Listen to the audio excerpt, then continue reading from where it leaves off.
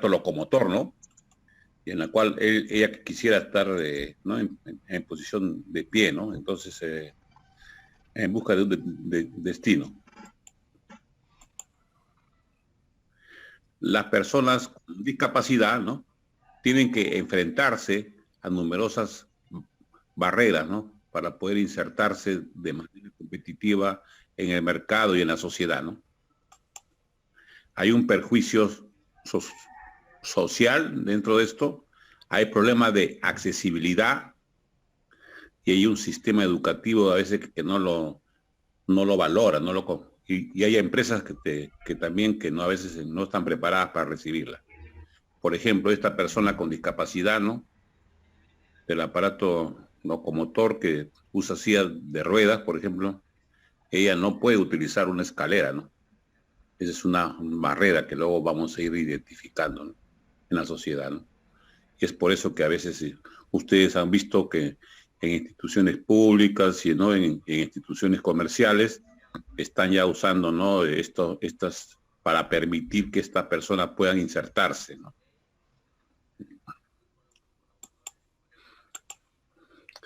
Dentro de estas barreras de la discapacidad tenemos las barreras arquitectónicas, ¿no?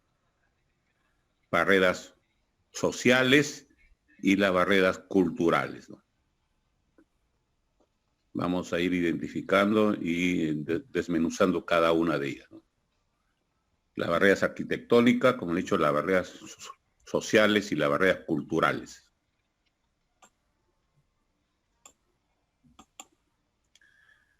¿A qué se llaman las barreras arquitectónicas? Son todas aquellas irregularidades y obstáculos físicos que van a limitar o impedir la libertad o el desplazamiento de las personas. Como por ejemplo, ¿no? Cuando se van a desplazar en un edificio, ¿no? O en una zona, ¿no? periférica, son las barreras, la llamada barrera de accesibilidad, ¿no? Ya que estas están en el medio físico y es la que van a resultar más evidente en la sociedad. Como hemos dicho, por ejemplo, esta persona, ¿no?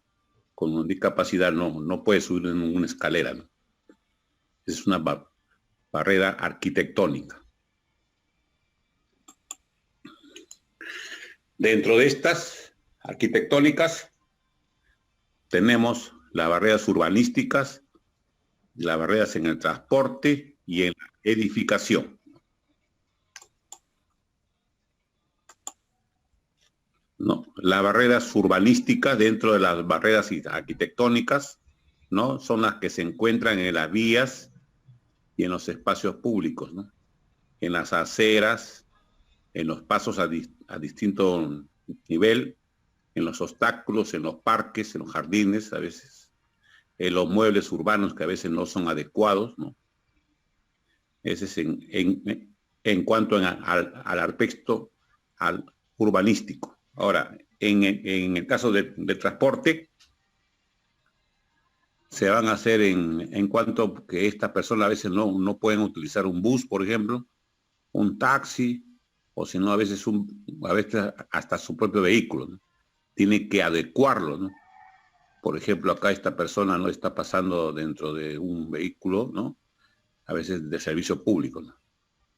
En la edificación, a veces estando en el interior de una casa o de un edificio, a veces existen escalones, puertas estrechas en las cuales a veces no puede desplazarse esta persona, ¿no? Por ejemplo, esta persona que está con silla de ruedas, a veces cuando el marco de la puerta es muy pequeño, por ejemplo, no podría desplazarse, ¿no?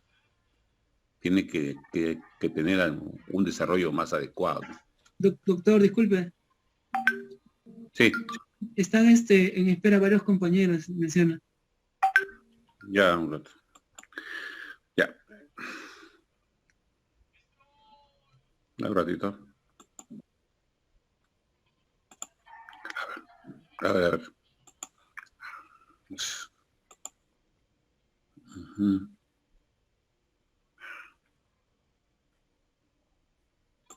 Recording in progress. Sí, están en espera. No hay, ¿eh? Sí, no hay, en espera. A ver, hay 6, sí, ya le di a admitir. Gracias, doctora. Ya, hasta luego. Ya, entonces, ya estamos hablando, ya no más que van a interrumpir, perdemos la hilación de la clase. Ya, entonces estamos viendo, ¿no? Las barreras arquitectónicas, ¿no? Que se van a identificar como urbanísticas en el transporte y en la edificación, ¿no? Por ejemplo, dice, lo difícil es andar en una ciudad discapacitada. Significa que esta ciudad no está preparada, ¿no? Para esta persona. Por ejemplo, esta persona, ¿no? Usted observan que, por ejemplo, alguien ha estacionado su vehículo en una zona a veces encima de la calzada y no van a dejar que esta persona pueda transcurrir, ¿no? ¿Entiende? Otro, por ejemplo, esta persona está en una institución pública, por ejemplo, quiere hacer algún trámite, etcétera, y existe ¿no? Este obstáculo, ¿no?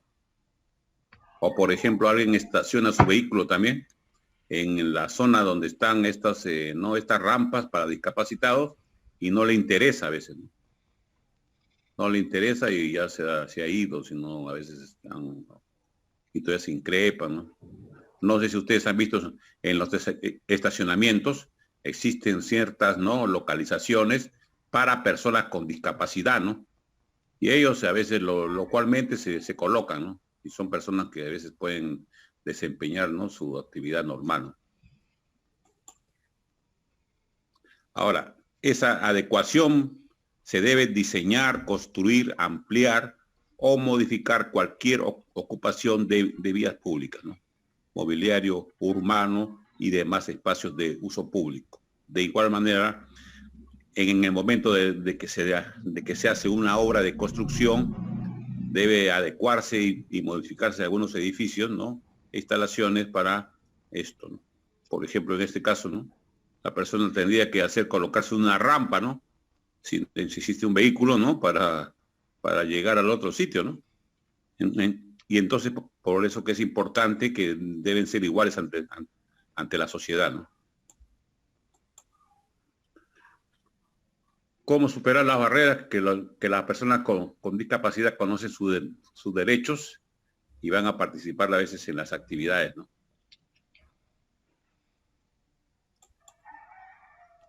Y es importante que la sociedad cambie ¿no? Su pensamiento, ¿no? ¿No? Y que se van a involucrar en que a veces se puede, ¿no? Se puede a veces hacer que los edificios y adecuar la accesibilidad de la persona con discapacidad, ¿no? Este es en cuanto a las barreras arquitectónicas, ¿no? El siguiente son las barreras sociales, ¿no? La sociedad percibe de una manera negativa a las personas con discapacidad por no ser correspondientes con el modelo humano, mental y funcionalmente estándar, ¿no? Esto se va en relación a la discriminación, ¿no? No sé si ustedes se han dado cuenta que a veces hay establecimientos que se dice que está prohibida la discriminación, ¿no? Este es en cuanto a la barrera social, ¿no? En que las personas nacen, crecen, viven, aprenden, trabajan y envejecen, ¿no? Y es por eso que es importante, ¿no? Evitar la discriminación. Es una barrera que se está trabajando bastante, ustedes han visto en la sociedad, ¿no? A veces algunas personas, por ejemplo, a veces tienen alguna discapacidad y pueden a veces limitar su participación, dice, en las actividades comunes y en las actividades cotidianas. Ahora, estas barreras más está en relación a la actividad socioeconómica, la persona, al nivel educativo de las personas, a la clase social de la persona, a sus ingresos económicos, etcétera.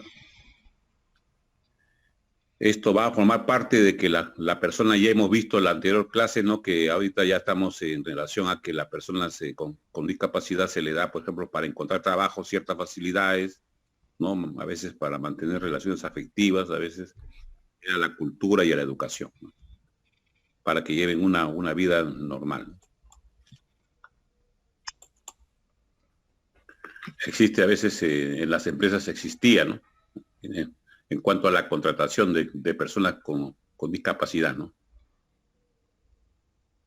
A veces el entorno del trabajo debe adecuarse también, a veces porque a veces es el famoso bullying o a veces el maltrato laboral también en algunas personas, ¿no? Otros dicen que a veces no se les puede contratar porque son poco cumplidoras, falta mucho trabajo, o si no a veces los clientes se van a incomodar, ¿no? A tratar con una persona con discapacidad, ¿no? Eso es lo que se llama la discriminación, ¿no? Es una barrera social, ¿no? En cuanto a la condición física, mental o sensorial de la persona, ¿no? Entonces, como dice, acá esta barrera sociocultural se está trabajando bastante, ¿no? A veces esta barrera va a depender del estereotipo, ¿no? A veces dicen que la calidad de vida de la persona es mala, ¿no? Que no están o que no son sanos, ¿no? Esto va a traer por conveniente que la persona puede ver como su discapacidad como una tragedia personal, ¿no? Y eso puede ser en relación a que la persona puede entrar a un cuadro también depresivo, ¿no? que está dañando a veces su conducta. Esto está mejorando, por ejemplo, acerca a veces esto, por ejemplo, acá hay sitios que ya a veces otorgan silla de ruedas a las personas, por ejemplo, que lo visitan o tienen que hacer un trámite, alguna compra, no sé si han visto ustedes establecimientos como comerciales que a veces con su DNI nomás le dan una silla de ruedas, ¿no? Y usted ve que una persona está haciendo sus actividades cotidianas de comprar, ¿no? Porque significa que se está adaptando ya, ¿no? La sociedad, ¿no? Es importante. Ese es en cuanto a la barrera social. Ahora la barrera cultural. Esto va a tratar en relación a la persona, a la nación, al pueblo, que va a proporcionar una información necesaria que va a comprender la forma de ver la realidad, ¿no? En la persona con discapacidad, ¿no? La barrera cultural. A veces hay barreras semánticas también, en relación a que a veces en una sociedad como dice, hay diversos géneros, ¿no? De personas a veces, ¿no? Y hay una diversidad cultural, ¿no? Y esto es importante, ¿no? Para el manejo de esta persona con discapacidad.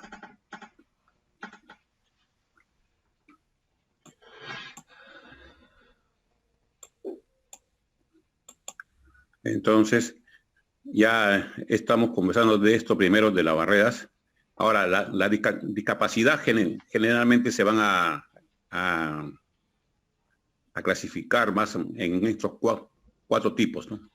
La discapacidad física, la discapacidad cognitiva, la sensorial y la intelectual. Eso van a ir desarrollando las personas que van a ir exponiendo sus temas, ¿no? Como hemos dicho ya, ¿no? En cuál la discapacidad física o la discapacidad que más va a comprometer el aparato locomotor, ¿no? Que es desventaja, ¿no? Como hemos dicho, las discapacidades en relación a la actividad funcional, ¿no? Se puede definir como una desventaja resultante de una imposibilidad que va a limitar e impide el desempeño motor de la persona, ¿no? Esto está en relación, que eso más está en relación al aparato locomotor, ¿no? La discapacidad cognitiva, eso está en relación al desempeño, ¿no? de una o varias funciones cognitivas en procesos de entrada y elaboración y respuesta. La discapacidad sensorial va a corresponder a las personas con deficiencia, ya hemos dicho, visuales, ¿no? Significan los amauróticos, por ejemplo, ¿no? A los sordos y a quienes van a presentar problemas en la comunicación y en el lenguaje, ¿no? Esa es la discapacidad sensorial. Este es en cuanto a la discapacidad cognitiva. Y el cuarto sería la discapacidad intelectual, ¿no? Se caracteriza por un funcionamiento intelectual inferior, es en relación a las limitaciones de dos o más, ¿no? De las siguientes áreas de la habilidad, de la comunicación, del cuidado propio, de la vida en el hogar. Ese es en relación a que acá tiene que haber una interacción de varias discapacidades. Ya es lo que hemos evaluado en el aspecto de cuando hemos llenado un certificado de discapacidad. Vamos a seguir hablando sobre la discapacidad, ¿no? Sobre las barreras, acá en la siguiente presentación.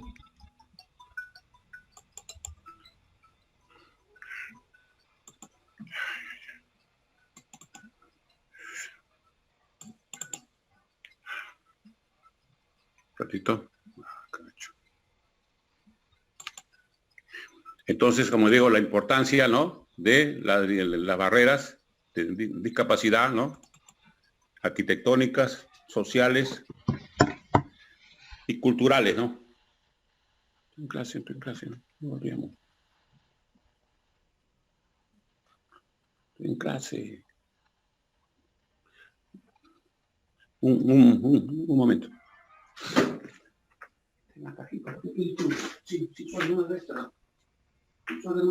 Barreras. ¿Alguna pregunta hasta ahí? ¿Alguna pregunta?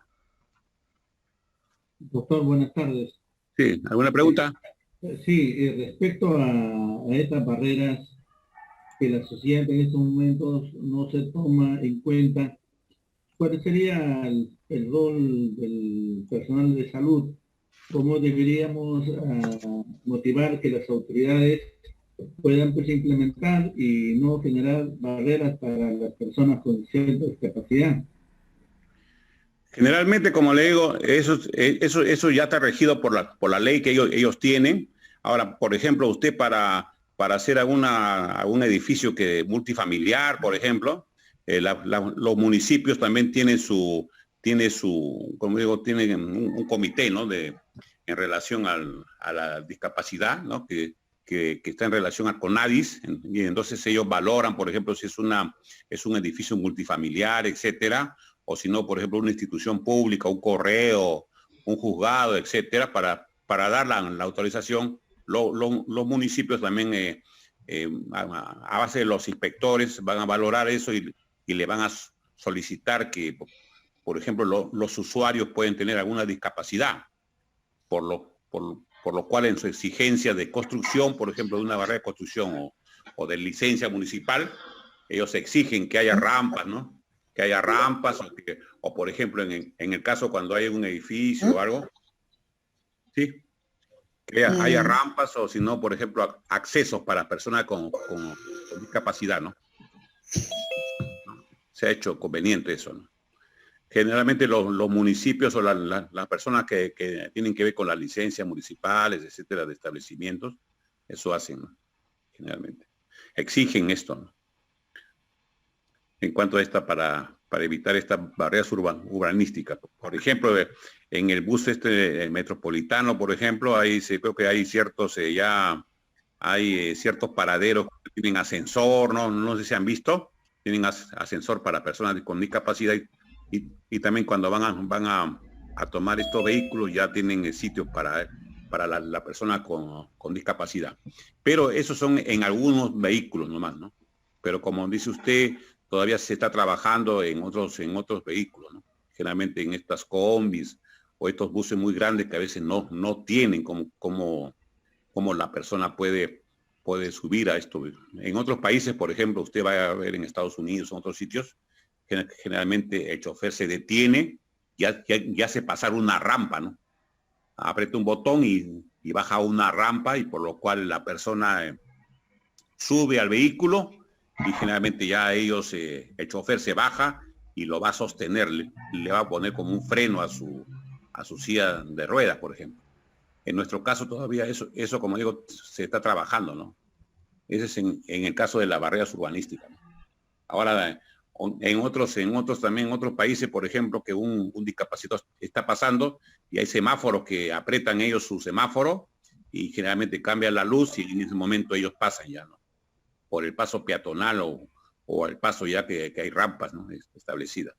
Todavía, como digo, se ha avanzado bastante, pero como dice usted, todavía no llegamos a la capacidad de que la persona con discapacidad todavía puedan puedan desplazarse por la ciudad, ¿no?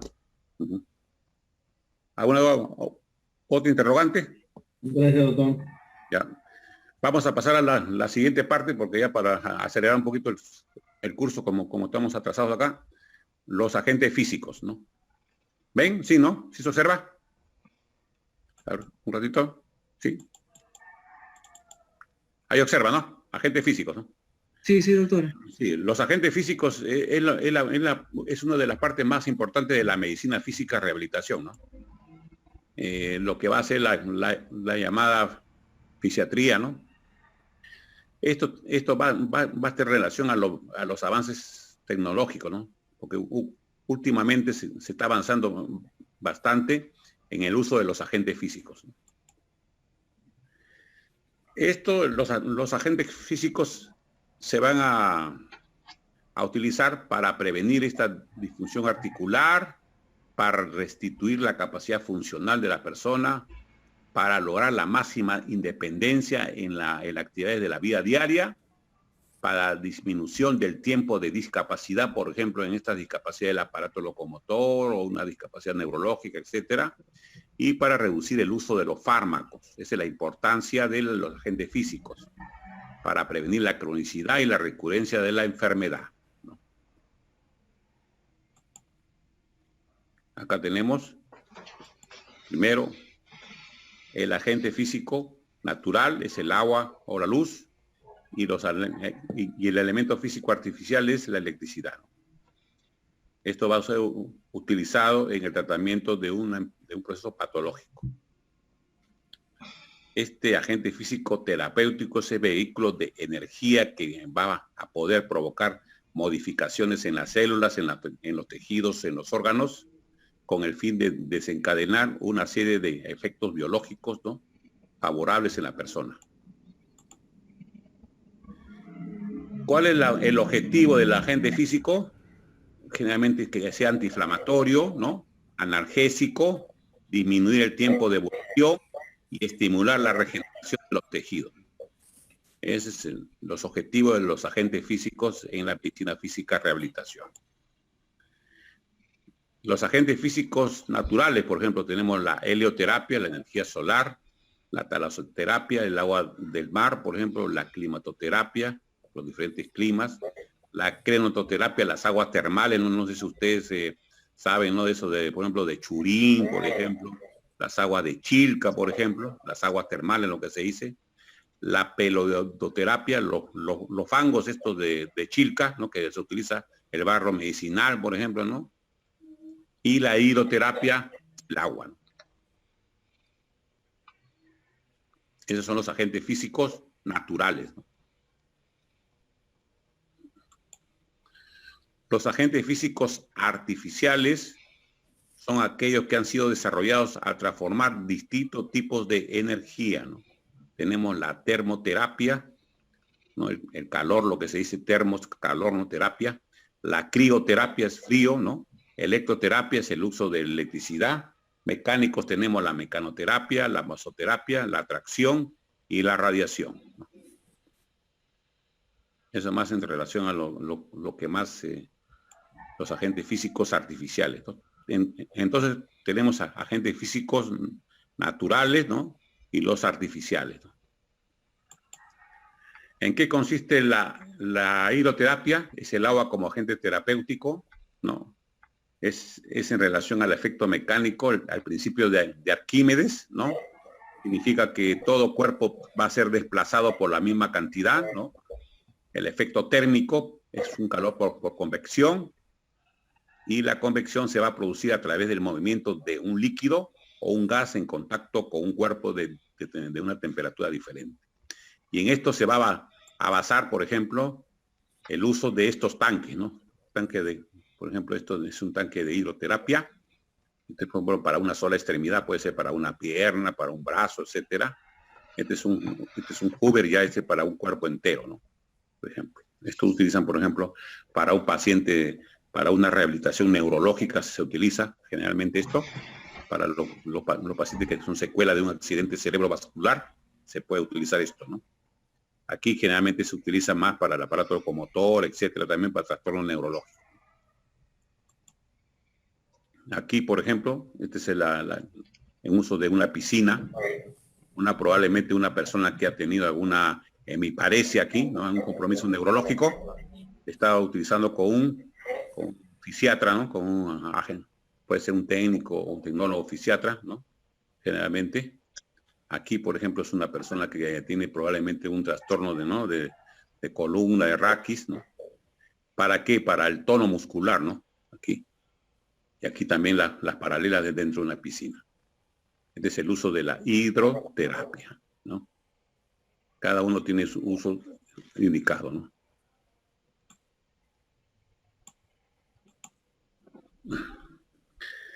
El agua tiene 3 efectos sobre el organismo, el efecto transcutáneo, térmico y físico, ¿no?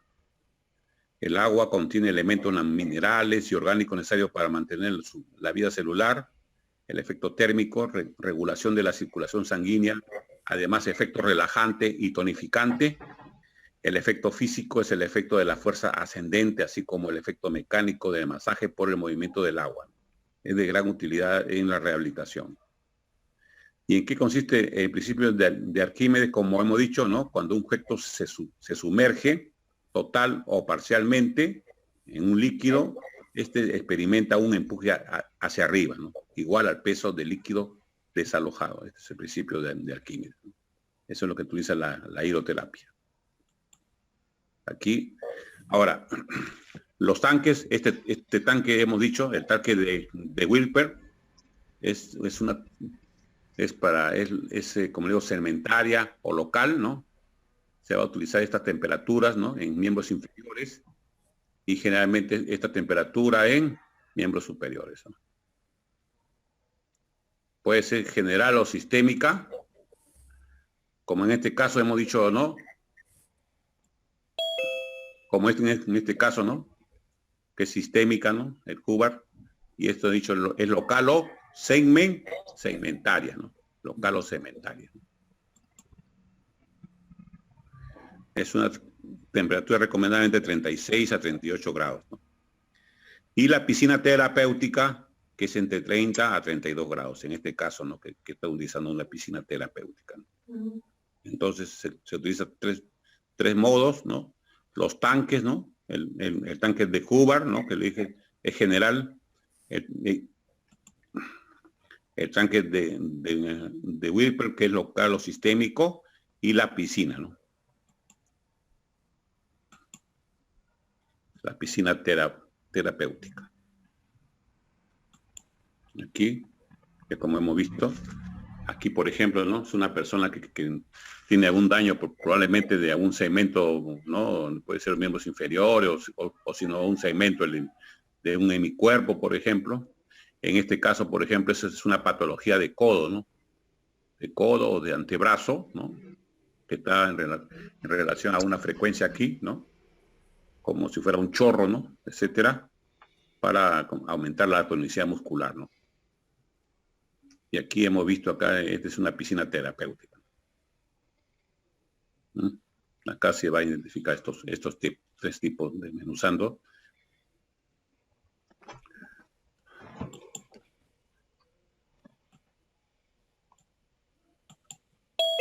Las indicaciones, ¿no?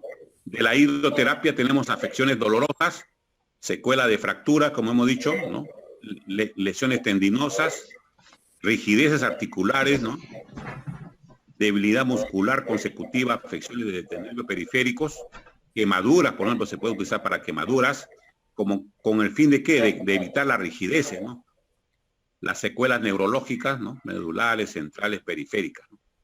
Por ejemplo, estos grandes quemados, etcétera, también utilizan a veces estas medicinas, esto, ¿no? Con el fin de evitar las rigideces. Usted sabe que el paciente quemado a veces por el mismo daño, a veces, ¿no? Ligamentario, etcétera, ¿no? Las contraindicaciones de la hidroterapia tenemos los procesos infecciosos locales, ¿no? A veces la presencia de micosis. Un paciente que tiene mucha micosis o tiene un tratamiento de micosis no puede entrar a este tipo de tratamiento porque va a contaminar estos tanques, ¿no? A veces en presencia de enfermedad cardiovascular, la temperatura no debe exceder los 28 grados. No sé si ustedes han ido a esta zona de los baños termales de Churín, etcétera. se les mide la presión, por ejemplo, ¿no? No sé si han visto. Cuando hay un trastorno circulatorio, a veces la temperatura del agua no debe exceder de 40 grados. Apaguen el micrófono, creo que alguien tiene prendido su micrófono. Ya, cuando existen heridas, por ejemplo, abiertas, ¿no? Se debe aplicar, a veces antisépticas al agua. Pero generalmente más está en relación a esto, ¿no? Esas son las precauciones y las contraindicaciones. Ese es en cuanto a la hidroterapia, ¿no? ¿Alguna pregunta de este agente?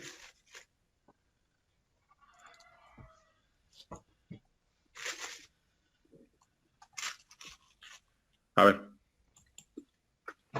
Consulta, doctor. En los aguas termales que hay naturalmente, hay sitios donde se puede cocer hasta los huevos.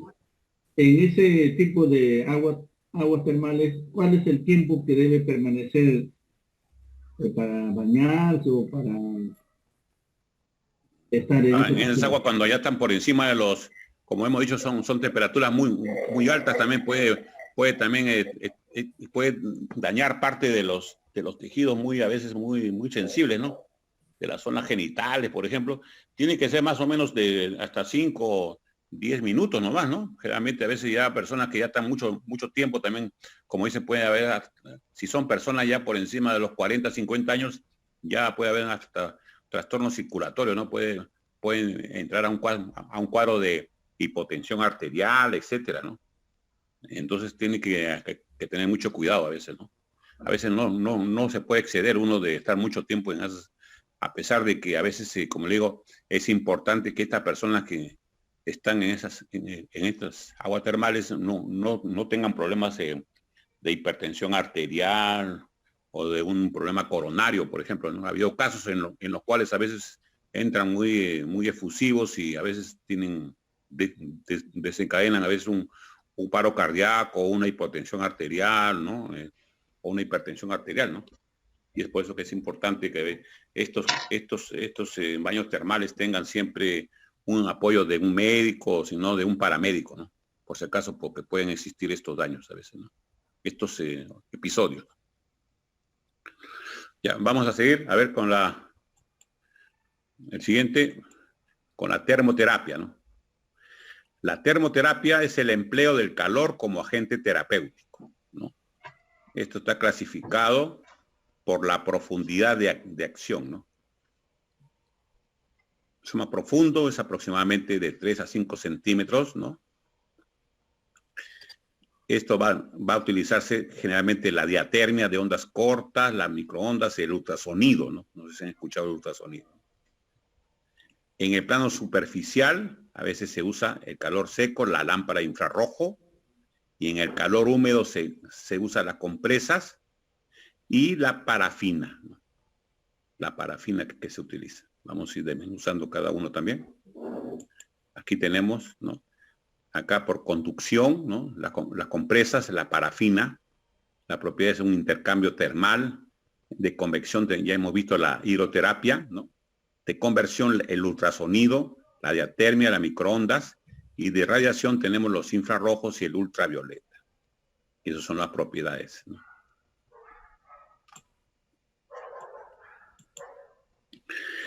Los efectos fisiológicos de la termoterapia tenemos alivio del dolor, ¿no? Analgesia, generalmente ya para qué, porque a veces mucho analgésico antiinflamatorio no esteroideo, usted sabe que le causa a veces problemas a los pacientes.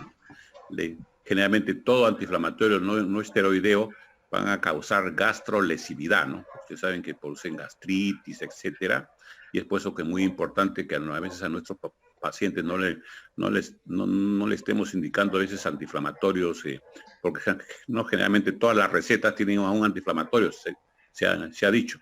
Ahora, el uso de los antiinflamatorios también tiene que ser adecuado, tiene que ser, y siempre preguntar al paciente si ha tenido episodios de gastritis, por ejemplo, porque puede recidivar o puede reactivarse o puede reagudizarse estos problemas. Aparte que los antiinflamatorios tampoco no son muy lábiles, son lábiles a veces de producir cuadros de hipertensión arterial.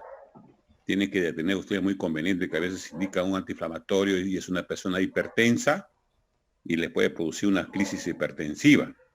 A veces, por eso que se indica a veces, y nosotros indicamos a veces los antiinflamatorios menos lábiles, ¿no? Entre ellos tenemos el naproxeno, por ejemplo, ¿no? Por ejemplo, otro antiinflamatorio que se retiró mucho del mercado es el tenosican, ¿no? A veces mejoraba el dolor, pero producía a veces cuadros de hipertensión arterial, ¿no? Y es por eso que el manejo a veces, la termoterapia no va a ayudar a disminuir la receta de los analgésicos antiinflamatorios a veces. El efecto fisiológico, ¿no? Hay un aumento del metabolismo local en la zona, ¿no?, que está en tratamiento, hay un incremento de la extensibilidad del colágeno, hay un alivio del espasmo muscular, hay una disminución del tono muscular y una disminución de la rigidez articular. Esos son los efectos fisiológicos de la termoterapia. Aquí tenemos, como he dicho, las compresas húmedas calientes, ¿no? Son almohadillas forradas de lona que contienen en su interior un material tipo gel, ¿no? Y el tiempo de aplicación generalmente se coloca con una toalla entre 10 a 15 o hasta 20 minutos, ¿no? Estos son los tanques, ¿no?, que generalmente donde se va a preparar esto.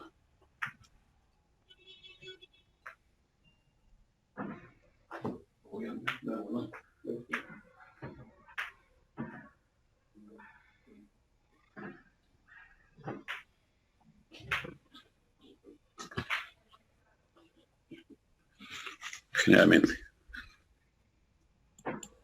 Aquí, por ejemplo, se colocan estas compresas, ¿no?, en estos tanques, ¿no?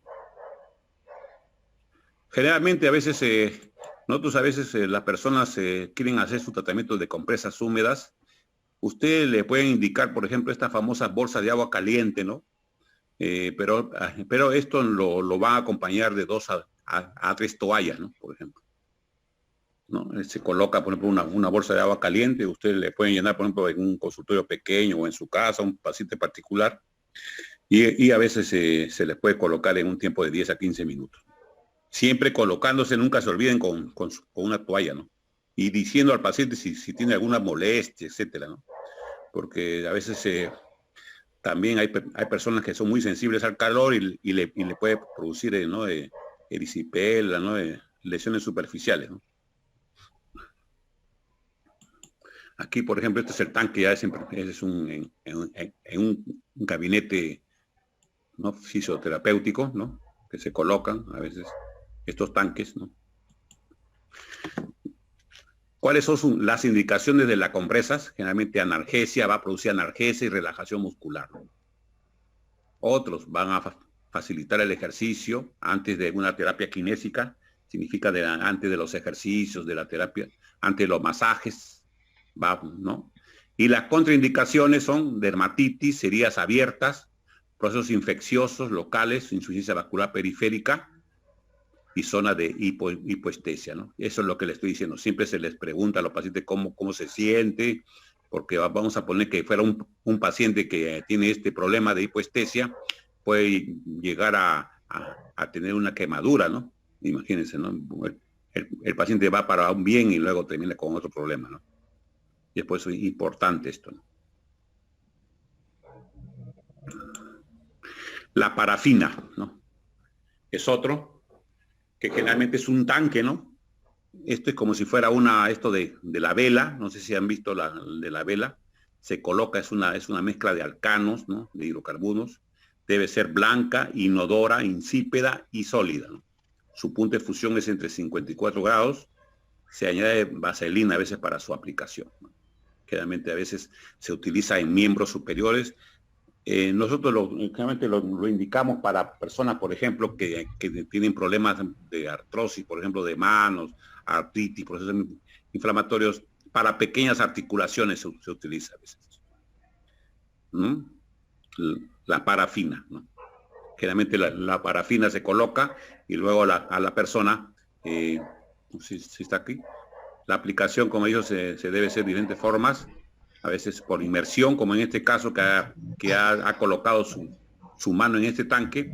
Luego de esto ya la persona se coloca una toalla, luego se envuelve una toalla en un tiempo determinado de 10 a 15 minutos.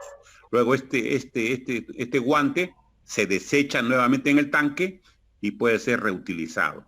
Por eso que es importante que esta persona, por ejemplo, antes de iniciar este proceso de terapia, se lave bien las manos, por ejemplo, y no tenga presencia de micosis, por ejemplo, en las manos. Sería una contraindicación. Porque si vamos a poner que damos tratamiento a un paciente que tiene micosis, al momento de desechar este guante en el tanque de parafina, usted va a servir como un medio contaminante a otro paciente, ¿no? A otra persona que va a utilizar esta parafina, ¿no? La aplicación, como he dicho, es de 15 a 20 minutos. ¿Y para qué va a ser? Para contractura y rigidez articulares no en fase agudas. Y va a facilitar la movilización y los estiramientos.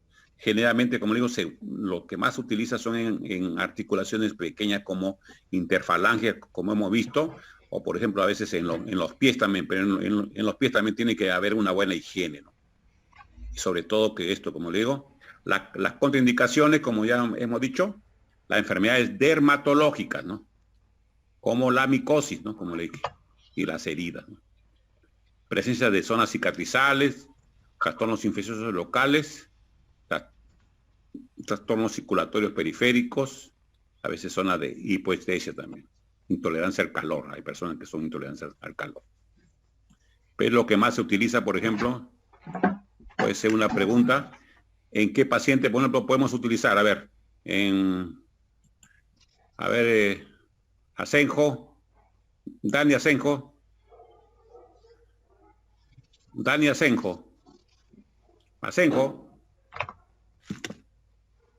Dani, ¿está presente?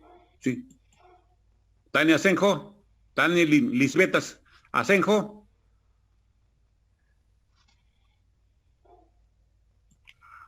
No quiere colaborar. Yané Castro.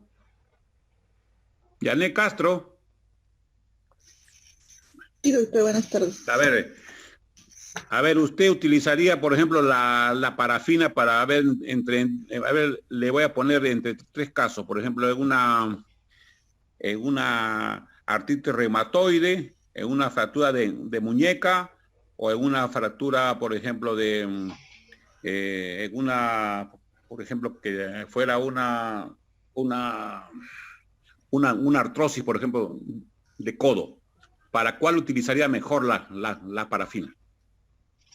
Artritis reumatoide, fractura de muñeca o una contusión de codo, que le dije. ¿En cuál cree que usted está más indicado el uso de parafina? Fractura muñeca. Fractura de muñeca se puede indicar también, pero puede ser lo que dice una artritis reumatoide en tratamiento, ¿no? ¿Por qué? Porque, por ejemplo, ya hemos dicho, ¿no?, que generalmente es para el uso de las pequeñas articulaciones, ¿no? Por ejemplo, acá generalmente usted va a ver en la artritis reumatoide, ya usted ha hecho su curso de reumatología, se van a encontrar los nódulos de Everde, ¿no?, y los nódulos interfalángicos distales a veces, y generalmente esto va a traer mucho mejor terapéutica, ¿no?, tratamiento, alivio, para evitar las rigideces, ¿no?, y las deformidades generalmente, ¿no? Y es por eso que es el uso de la parafina, ¿no? Nunca se olviden, si esa parafina es como si fuera, como digo, una vela, es como la estructura de una vela. Y estos tanques deben ser con corriente todo el tiempo, como un frigider, ¿no?, para que esta parafina se mantenga prendida. Generalmente vamos a poner que sea un laboratorio que funcione de 8 a 2, se le retira nuevamente y nuevamente a las 6 de la mañana se vuelve a enchufar. ¿Para qué? Para que esto nuevamente se vuelva líquido. Porque si usted, por ejemplo, cada paciente lo va a prender y apagar, esto no va a tener un conveniente. Tiene que ser líquido, se coloca a veces con brocha, o si no, como en sumersión, como hemos dicho, y luego de un tiempo se envuelve con una toalla y la persona está con los brazos, como dice, cruzados, buen tiempo, y luego se retira esto, ¿no? Se retira y hace su efecto terapéutico. Ese es en el caso de las parafinas. El siguiente es la crioterapia, ¿no?, que es el empleo del frío como agente terapéutico. Nunca se vayan a olvidar que es en el trauma agudo, ¿no? Calma el dolor y reduce el edema. Y en estados crónicos a veces produce dolor, espasmo, favorece también el estiramiento muscular. Pero lo que más se usa es en el trauma agudo. Por ejemplo, ¿en qué? A ver, una pregunta. Liz Candia. Liz. A ver, señorita, usted tiene una persona, por ejemplo, un futbolista, ¿no? Por ejemplo, un futbolista que ha estado jugando su partido, le hacen por ejemplo, un golpe en el tobillo. ¿Estaría indicado la crioterapia? Por ejemplo, si él sale lesionado, por ejemplo. Él ha tenido un fuerte golpe que le ha hecho un esguince de tobillo de segundo grado. Usted está ahí de asistente ahí en el espectáculo, dice, ¿qué le diría? ¿Usa parafina o usa crioterapia? Crioterapia, claro. En el crioterapia nunca se vayan a olvidar, en el trauma agudo. Y es importante que ustedes se lleven esto de esta clase. Porque, por ejemplo, van a ser serumistas o van a ser médicos a veces en localidades muy alejadas o no alejadas al comienzo, que no van a encontrar un médico traumatólogo o un médico o un cirujano, ¿no?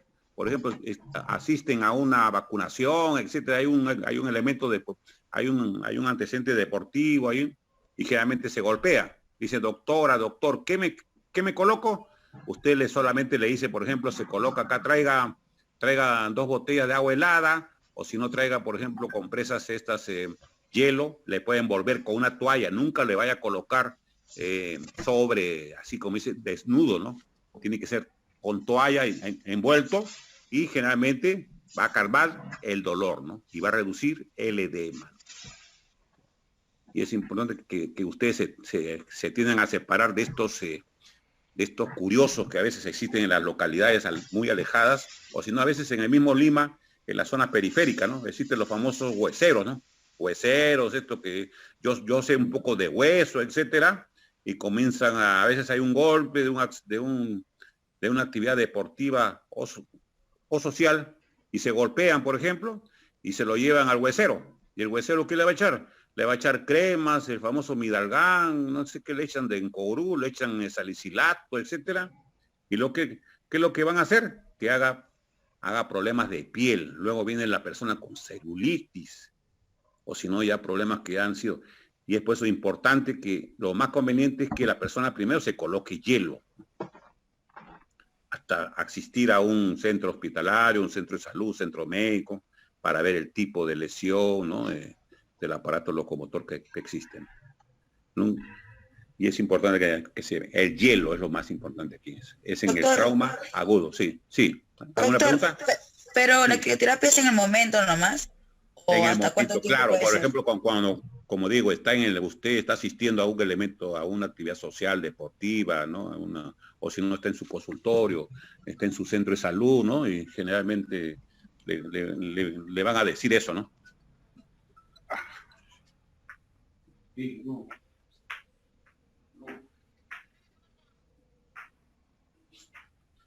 Sí, es solamente, como le digo, es para el momento, ¿no? ¿Para qué? Como le digo, para calmar el dolor y para reducir el edema. Hasta luego ya ver el tipo de daño, el tipo de lesión que ha tenido, ¿no? Ahora, en los estados crónicos también se van a utilizar va a favorecer el estiramiento muscular. Pero lo que más se va a utilizar es en el trauma agudo, en el mismo tiempo del accidente o de la lesión. Aquí los aspectos fisiológicos del frío, ¿no? Disminuye la temperatura local, es un efecto analgésico y antiinflamatorio, ¿no? ¿Le digo? Va a controlar el edema, la vasoconstricción localizada y va a reducir la presión hidrostática. Disminuye el espasmo muscular, va a producir un descenso de la permeabilidad celular de metabolismo del edema y se debe aplicar por un mínimo de 5 minutos hasta las 72 horas post-traumatismo. Eso se pregunta siempre de examen. Hasta 3 días usted puede utilizar. ¿Ya? Por ejemplo, hace un buen tiempo, por ejemplo, tuvimos un paciente con una lumbalgia muy severa, pues era tratado con varios antiinflamatorios. ¿Qué hicimos? En ese momento teníamos unas compresas frías, lo colocamos en el freezer, lo que se dice, unas 4 o 6 horas, luego lo colocamos con su toalla y el paciente se sintió mucho mejor. ¿Por qué? Disminuyó el espasmo muscular. Por la misma contractura, por el mismo dolor, la persona no podía soportar el dolor y por lo menos para un primer momento disminuyó bastante el espasmo muscular, lo utilizamos todos hasta 3 días, luego ya le indicamos los exámenes especiales, era una hernia, por ejemplo, muy perjudicial para nuestro paciente. Pero disminuimos el dolor, ¿no? Un efecto analgésico. Por ejemplo, para una lumbalgia muy severa, que la persona ha utilizado varios, a veces, antiinflamatorios y que tiene un tiempo menos de 72 horas, por ejemplo, son personas que de repente, usted ve un paciente que de repente levantó un bulto, un saco de algo, por ejemplo, y en ese momento se quedó, como dice, rígido y tuvo un dolor intenso que no puede ni caminar. Se le indicó a veces un antiinflamatorio, pero usted le puede acompañar de una compresa fría.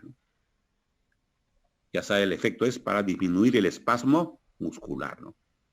Es por el mismo dolor, ¿no? El tipo de aplicación, le hemos dicho bolsas de hielo, por ejemplo, en estos deportistas, no sé si han visto cuando a veces enfocan a un lesionado, ¿no? Que le colocan bolsas de hielo, ¿no?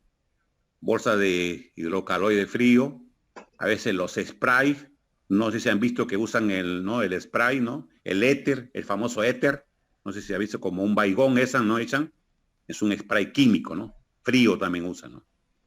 Y la criocinética, frío y movimiento. Se utiliza el masaje helado, que se suspende cuando la región está lo suficientemente anestesiada como para permitir el desplazamiento. Esto, por ejemplo, usan en las actividades deportivas. Ustedes ven que a veces el kinesiólogo, el que acompaña al médico deportista, deportólogo, ¿no? Generalmente están con su éter ahí, ¿no? Es un tipo de crioterapia, ¿no?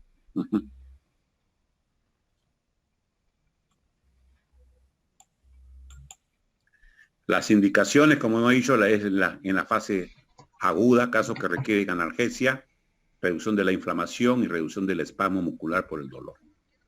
Las contraindicaciones, a veces cuando hay trastornos circulatorios, o como he dicho, pérdida de la sensibilidad, la hipoestesia, ¿no? Esas son las contraindicaciones.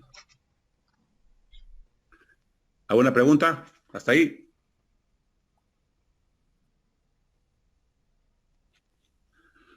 Entonces ya saben, para un episodio agudo, lo indicado es la crioterapia. ¿Sí? ¿Alguna pregunta? Consulta, doctor.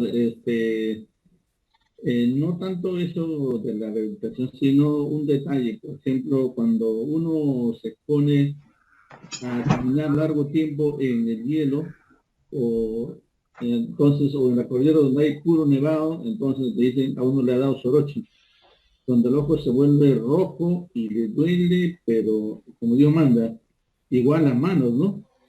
A las Entonces, manos. en ese caso, uno se desespera, pero sin embargo viene el campesino y luego te aplican más el mismo hielo a la zona donde uno está afectado y resuelve el problema. Ahí, ¿cuál sería el efecto, doctor? Como le digo acá, como dice, ha sido utilizado el hielo por demasiado tiempo. Generalmente ahí lo que dice usted está haciendo ya un espasmo, demasiado espasmo, ¿no? Demasiado espasmo, ha hecho demasiada, como dice acá, acá estamos, el efecto es ahí disminuye el espasmo muscular generalmente. Acá en este caso ya está muy contracturado, ¿no? Como dice usted, que la persona ha estado demasiado tiempo y es por eso que se debe indicar por un tiempo determinado. Cuando tiene mucho tiempo ya también hay un trastorno del metabolismo celular, por ejemplo, también. Generalmente ya, como ya producir un descenso de la permeabilidad celular, del metabolismo general celular, ya se altera, ¿no? Generalmente y es por eso que hay cambios ¿no? a nivel de los tejidos. Por eso, en estos casos, cuando hay golpe por frío, ya se indica generalmente lo que se dice, las colchas, etcétera, ¿no? Yo me acuerdo que hace años, cuando usted va, por ejemplo, a la zona del Cerro de Pasco, por ejemplo, a veces está totalmente como dice, sus tejidos, sus pies están como dice, muy helados, y es por eso que se indica la famosa bolsa de agua caliente, ¿no? Que a veces en otros sitios le dicen las famosas cholas, ¿no? No sé si ha escuchado usted, en Cerro de Pasco, por ejemplo, Sí, los la hoteles le chelita. dicen, claro, le dicen, señor, ¿cuántas cholas quiere? Y usted dice, ya, pucha, ¿qué yo no cholas? Yo he venido acá a trabajar. No, es que cholas significan la bolsa de agua caliente, le dicen, ¿no? Generalmente para esto, ¿no? Para aumentar, en este caso es un descenso, sería un aumento de la permeabilidad celular, ¿no? Que va a producir trastornos a veces en los tejidos, ¿no? A veces en Cerro de Pasco, ¿no? Que es la zona donde existe dos estaciones, me dijeron. ¿Cómo que dos estaciones? La estación de invierno y la estación del tren, que es una anécdota que a uno le dice. Es todo el tiempo hay invierno ahí, ¿no? Estamos hablando de por encima de los 4.000 metros sobre el nivel del mar, ¿no? De repente alguno de ustedes va a ser destacado en su serún, a veces ya se pueden localizar en esa zona porque hay bastante a veces empresas mineras o si no centro de salud que a veces las personas a veces trabajan por encima, que generalmente los médicos que van a esa zona son médicos por debajo de los 40 años, ¿no? ¿Por qué? Porque generalmente cuando ya la persona ya supera esas edades de 40, 45 años, ya llegan a tener hipertensión arterial. Y es por eso que a veces no se les puede reasignar o asignar a una plaza cuando están en mucha altura, ¿no? Cuando ya tienen... ¿Por qué? Porque a veces hacen cuadro de una crisis hipertensivas. Y es por eso que usted va a ver en esa zona de Pasco, en esas zonas muy altas, médicos muy jóvenes, ¿no? Porque ya el personal que ha sido nombrado antes ya bajó a nivel del mar, ¿no? Porque está por su misma salud, ¿no? Porque ya hacen cuadros de hipertensión arterial, ¿no? Ya, vamos siguiendo. Entonces ya hemos hablado de la crioterapia, vamos a hablar ahora de la termoterapia profunda, de 3 a 5, ¿no? Es generalmente es de onda corta, la microondas y el ultrasonido. Por su frecuencia alta, tenemos la diatermia, las ondas cortas y las microondas. Acá tenemos por su frecuencia media las ondas rusas que se está usando últimamente, ¿no? Y la baja frecuencia tenemos las exponenciales y los TENS, ¿no?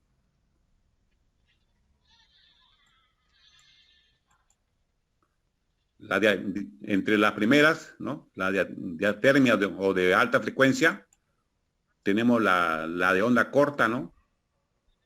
Que va a utilizar el calor producido por una corriente de alta frecuencia al interactuar con los tejidos biológicos. Son frecuencias superiores a los 20 Hz y van a generar calor profundo en los tejidos, hacer su energía absorbida por el organismo y transformada en calor. Ese es de la onda corta. La aplicación, ¿no? En relación a eso, el tiempo de aplicación es aproximadamente de 25 a 30 minutos, ¿no? A veces es continua o pulsátil, ¿no? La pulsátil se va a utilizar para procesos muy agudos y la continua para procesos muy crónicos. Generalmente. Los crónicos significan un cuadro, por ejemplo, con artrosis, una espondiloartrosis, por ejemplo, y la onda corta pulsátil, por ejemplo, para un traumatismo deportivo, una tendinitis, por ejemplo, puede utilizarse. La onda corta, pulsátil. Los efectos fisiológicos, tenemos la termogénesis tisular, ¿no? Los efectos fisiológicos van a provenir de la elevación térmica, el incremento del metabolismo y un aumento de riego sanguíneo, ¿no? Y hay un efecto de relajación sobre el tejido muscular también. Las indicaciones, ya hemos dicho, en un cuadro de artrosis, la patología musculoesquelética que se acompaña de dolor y espasmo muscular, las patologías neurológicas, la ciatalgia, por ejemplo, se puede utilizar. ¿A qué paciente no se le puede utilizar? Por ejemplo, si es un paciente que tiene osteosíntesis, por ejemplo. A los que tienen implante metálico no se le puede utilizar. A los pacientes que tienen una neoformación, a los tumores, a las mujeres, por ejemplo, las pacientes embarazadas, a los que han tenido hemorragia reciente, a los que tienen trastornos a veces de flebitis, trombosis, ¿no? A veces también a las personas que tienen hipoestesia, siempre hay que tener mucho cuidado. Ese es en cuanto al de las ondas cortas. Ahora, ese es en ondas cortas, ¿no? seguimos con la, ¿no?, microondas, ¿no? Microondas, ¿no?, es una forma de terapia profunda, a diferencia de la onda corta, puede focalizarse en formas de potentes radiaciones sumamente direccionales. La profundidad de penetración de las microondas es mayor que la onda corta. Va a deber a que la cantidad de energía se concentra en un solo punto. La duración del tratamiento también va a oscilar. Cuando es proceso agudo es menor tiempo y cuando es proceso crónico mucho más tiempo. Las indicaciones: analgésica, relajación muscular, aumento del flujo sanguíneo, ¿no?, aumento de las propiedades viscoeléctricas. Las contraindicaciones, como todo lo anterior, ¿no?, los tumores también, ¿no?, y el embarazo, las personas que tienen implantes metálicos. Eso es en cuanto a lo que hemos utilizado, ¿no?, de alta frecuencia, ¿no? Luego seguimos con la frecuencia media, ¿no? El ultrasonido, no sé si han escuchado el ultrasonido, ¿no? Es una forma de calor profundo que transfiere calor por conversión, ¿no? Energía convertida en calor, el ultrasonido. Es utilizado en medicina en relación a los Hertz. Como ustedes saben, el ultrasonido es una forma de calor profundo. Lo que se usa en medicina física, rehabilitación, es el terapéutico, ¿no? Y en otras especialidades se usa el diagnóstico, ¿no? El ultrasonido de diagnóstico, lo que ya ustedes saben, el ultrasonido, por ejemplo, ¿no?, la ecografía, ¿no? Este es lo que va a utilizar, este tipo de Hertz, ¿no? En medicina se va a desplazar o a propagar, ¿no?, la energía ultrasónica en las lesiones de las partes blandas. Aquí, por ejemplo, estamos hablando de una patología de hombro, por ejemplo, profunda, ¿no?, generalmente, y eso va a ayudar a este tratamiento. Generalmente se coloca un gel, así como el ultrasonido que utilizan las personas que están haciendo diagnóstico con ecografía, se utiliza un gel también, ¿no?, para que haya una mejor traducción y mejor, ¿no?, mejor efecto terapéutico. A veces también se va a utilizar tipos de cabezales, ¿no? A veces tiene que ser anatómico, a veces adecuado. A ver, hay un traductor piezoeléctrico o no, o electroactivo. Se usan a veces discos de cerámico, ¿no? Entre ellos tenemos el de plomo, dice, que es el más rentable, menos sensible. Y generalmente se va a usar este agente acoplante, ¿no?, el famoso gel, lo que le dije yo, para reducir la interfaz entre tejido y aire. Y gel, generalmente se utiliza el gel, ¿no? El gel del ultrasonido de ecografía se utiliza también en este caso. Y el tipo de cabezal, a veces se hace el directo, se aplica sobre la piel, ¿no?, previamente untada con una fina capa de sustancia de contacto. El indirecto se realiza en forma subacuática bajo el agua, y el mixto para zonas cóncavas y que no pueden ser sumergidas, como la axila. Se puede poner, a veces se coloca un guante, por ejemplo, de látex, y luego encima de eso se coloca, por ejemplo, el gel, ¿no?, porque son zonas concavas que no, a veces el cabezal no puede ser adecuado, ¿no? La aplicación es continuo con una técnica móvil y la técnica pulsátil, que es estática para zonas pequeñas. Y como digo, la duración del tratamiento es de 5 a 10 minutos. Aquí está acompañada de estímulos eléctricos, ¿no?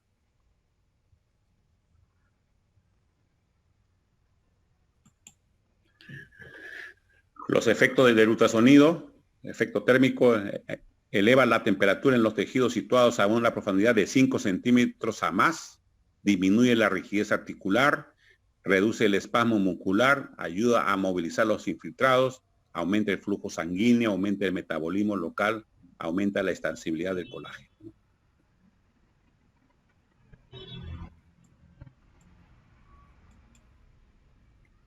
Como he dicho, las indicaciones, el espasmo muscular, va a liberar adherencias también y hay un efecto analgésico. Y las contraindicaciones, no aplicar en gestantes, precisas de implantes, ya hemos dicho, la epífisis de crecimiento en los niños y no aplicarse sobre órganos reproductores.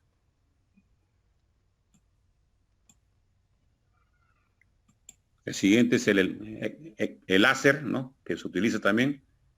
Es la amplificación luminosa por emisión de la radiación. Es una emisión fotónica de gran capacidad de energía.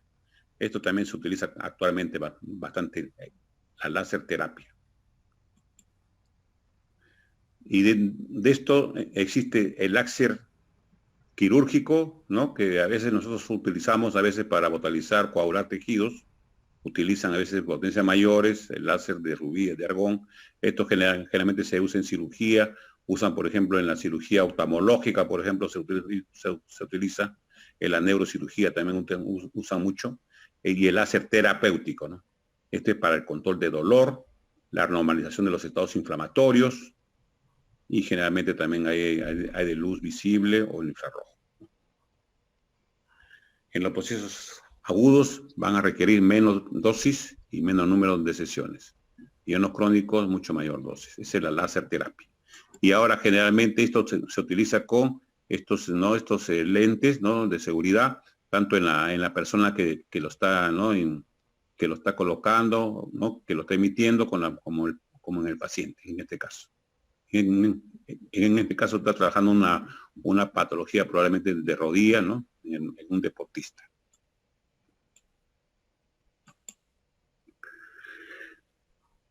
El láser tiene estos efectos bioquímicos, bioeléctricos, ¿no? Hay un efecto analgésico también, antiflogítico, significa antiinflamatorio, antiedema, y esto generalmente una estimulante tisular. Y las indicaciones son estos problemas neurálgicos, inflamatorios agudos y crónicos, manejo de las úlceras a veces varicosas, las lesiones osteomioarticulares y los trastornos degenerativos.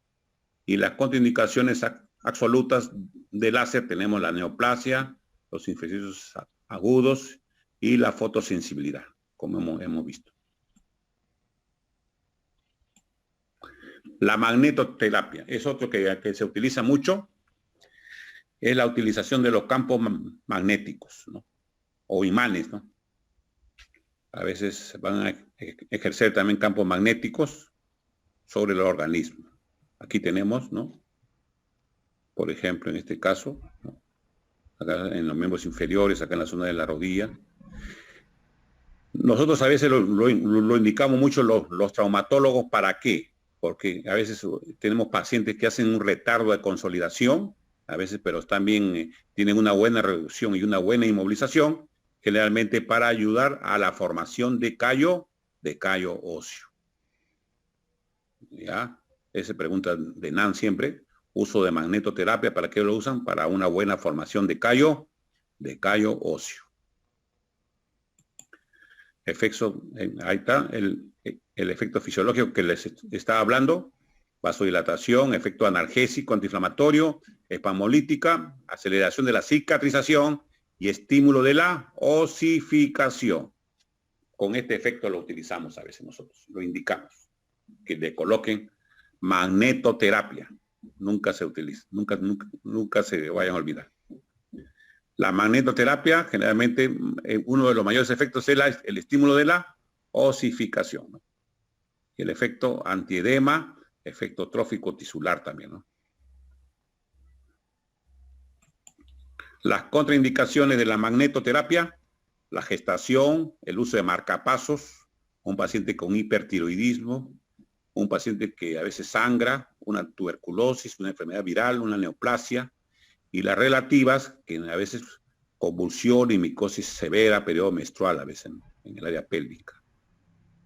Significa que es un paciente epiléptico que ya está compensado, puede entrar a un tratamiento, ¿no? Eso sería relativa, ¿no?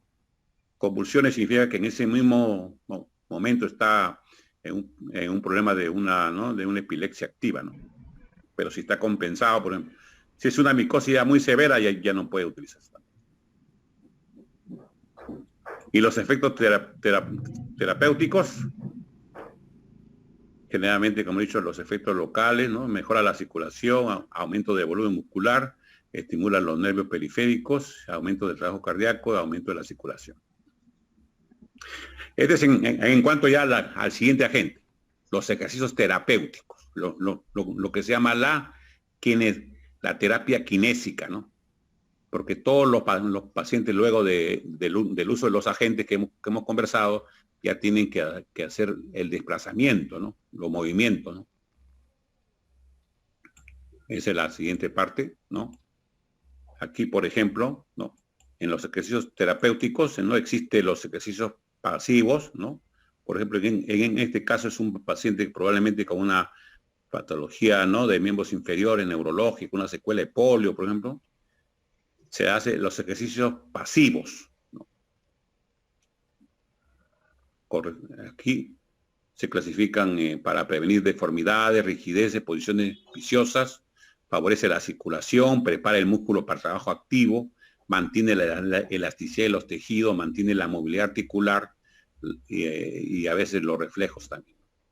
Es un paciente con un probable trastorno, puede ser una secuela de polio, una secuela de mielomeningocele, por ejemplo, son tratados para esto, ¿no?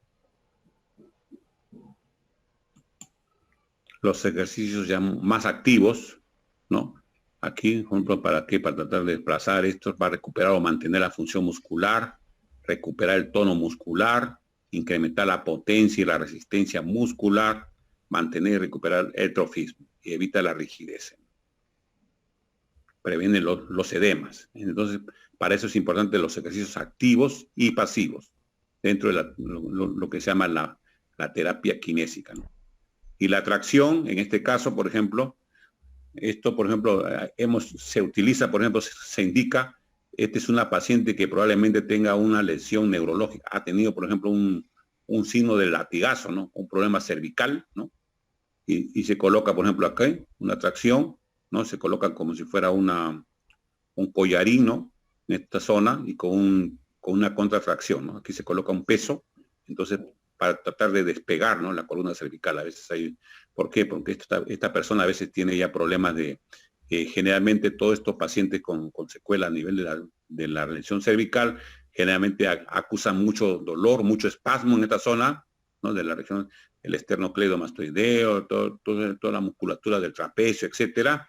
Aparte de eso existe también, tienen mareos, vértigos, ¿no? ¿Por qué? Porque ustedes saben que hay ramas de la arteria vertebral que tienen que ver con el laberinto membranoso. Y la mayoría tiene que ver con el equilibrio. Entonces, los pacientes que tienen problemas neurológicos le van a decir, doctor, tengo generalmente estos problemas, y se le indica esas tracciones cervicales, ¿no? Con un collarín semiblando o blando, ¿no? Son generalmente a veces, como le he dicho ya, lo que se presenta en el signo de latigazo por accidentes de tránsito o sucesos de tránsito, ¿no?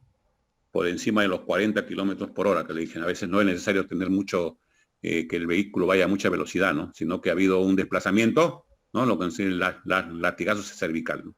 Como hemos visto en otras clases.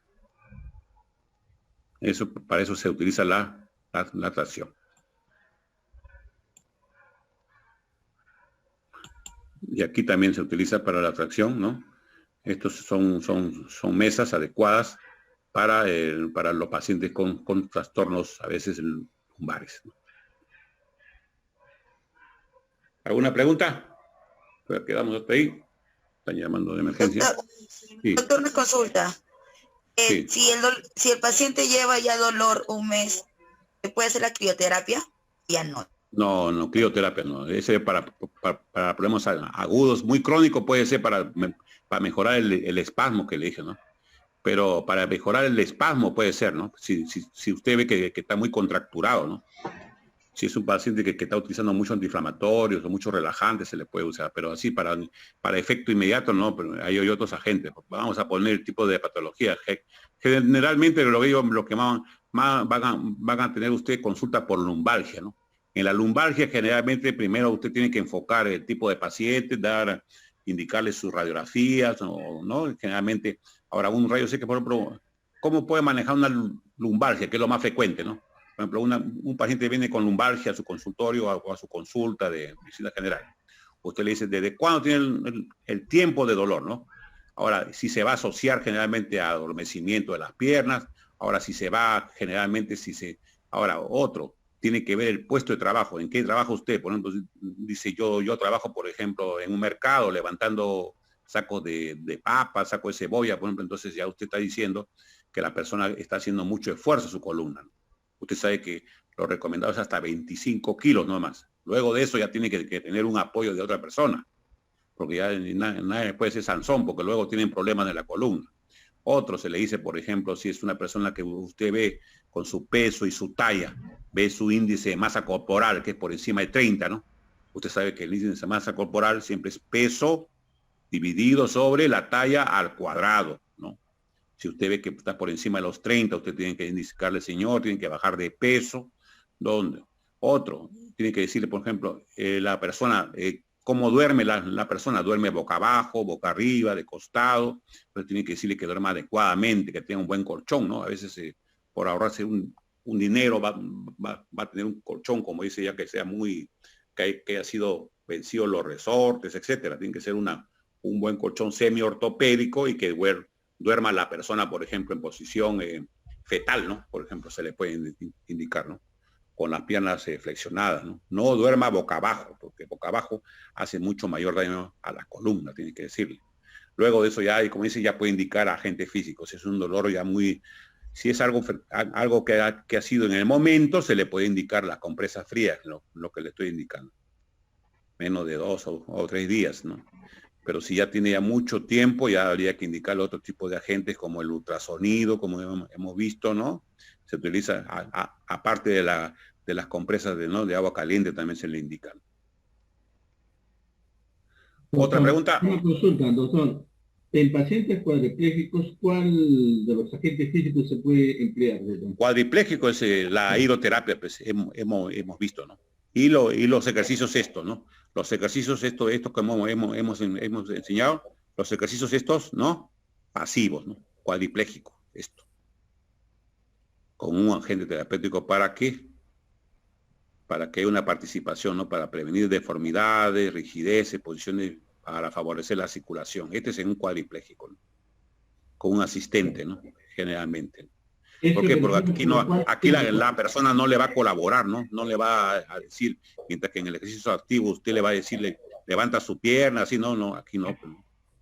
Luego de esto, si ya mejora con esto, ya usted ve un poco de movimiento, desplazamiento, ya puede entrar a esto, ¿no? Ejercicio de apoyo para tratar de elevar las extremidades, ya potenciar, ¿no? Generalmente para que ya la persona, en estos casos, por ejemplo, puede ser una hemiparesia, por ejemplo, o una hemiplegia, que no hay mucho compromiso, ¿no? Todo va a depender generalmente usted sabe del diagnóstico, ¿no? Generalmente la medicina física se vale sobre los diagnósticos que vienen, por ejemplo, estos pacientes viene transferido de un neurólogo, generalmente, ¿no? O de un pediatra, ¿no?